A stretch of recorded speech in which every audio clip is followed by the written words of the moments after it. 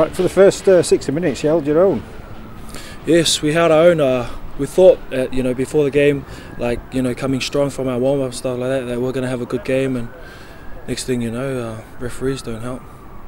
I was going to mention the referee later on. What do you think of him? No, I just think you do everything legal in the game to to perform to the best as a team, but then at the end of the day, the officials, they don't really help with making the game a bit easier for us or both teams. But it's just tough luck, and it's just one of those games where you just have to knuckle down and play hard and try to block out the referees. What positives can you take from today's game? You can say that we've got a bit of mongrel in us, and we're uniting as a team, and just getting better and better as the weeks go on and the season goes on. So eventually we'll pull it all together, and have a good hit out, and then just start winning some games. As I said earlier, you're playing one of the favourites in the championship, and you held your own for 60 minutes. Yeah, we had our own for 60 minutes, and we could have come away with the win, but just a couple of penalties and a couple of loose carries during the game that could have turned the game for us, but it cost us. So it was just one of those games that we should have won, but we didn't. If games lasted for 60 minutes, you'd be top of the league by now. Yeah, disappointed again because we've got ourselves in a good position to win the game. Widnes are a quality team. There's no doubt about that. They came here and 18-14 up at half time. We talked about what we needed to do in the half time interval. Went out there and we've got ourselves in a position to win the game. We've got 6 points up, 8 points up in fact. And the turning point for me was quite simple. Is when the referee.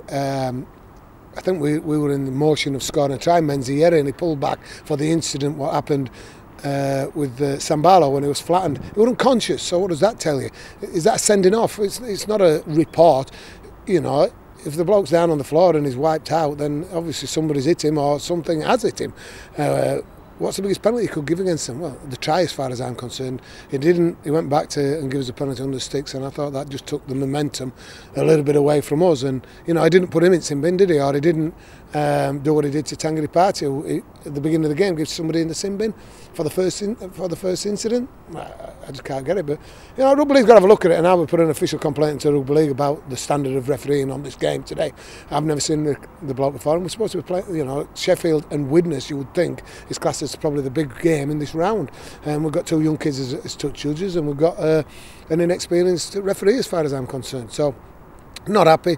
We will be going through the right channels to speak to the Rugby League about some of the incidents on the game. But overall, we're pretty disappointed because again, we could have won the game.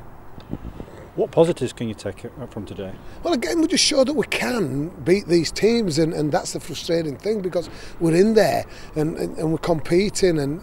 And we're good enough to be winning the games, and that's the positive at it. Menz is getting a little bit back to what we'd expect from him. Mitch is still doing the little things, scoring tries. Cookie's scoring tries.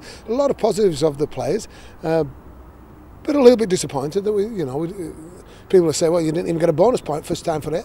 For 12 months. I'm not bothered about the bonus points anymore. I want 3. I'm greedy.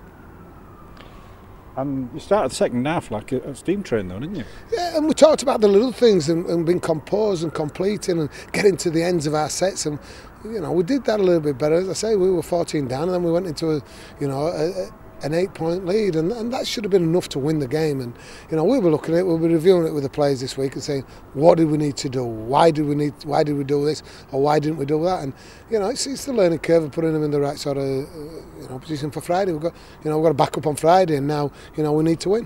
There was a few turning points in the game. In 20 minutes, do you think Hurst scored? Yeah, I did. I thought he got it down and it bounced out of his hands after that. I thought there were lots of turning points. Twice in the game, the referee played 7 tackles. Can it count? And I thought the incident with Sambalo was massively a turning point.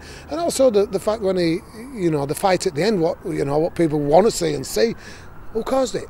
Frustration by the players? Well, I think so. Well, the referee had lost control. I thought he'd lost the game by that sort of time, and you could just feel how down on the touchline. You could feel what was going to happen. Did he deserve the 2 sin bins? Do you think he deserved any of them? No, I thought Tangi's were very harsh. It was early on in the game, and we should have given him as a lecture and things like that. Professional foul. Would they have scored? Mark Smith got that. crafty little look for Widnes. In that professional foul, shouldn't it be sin binned? And then, I've remembered that now. You know, and refereeing game, and that's what disappoints me. You know, the standard refereeing in a big game like this today, and misses. Well, how could he single anybody out? Everybody joined in.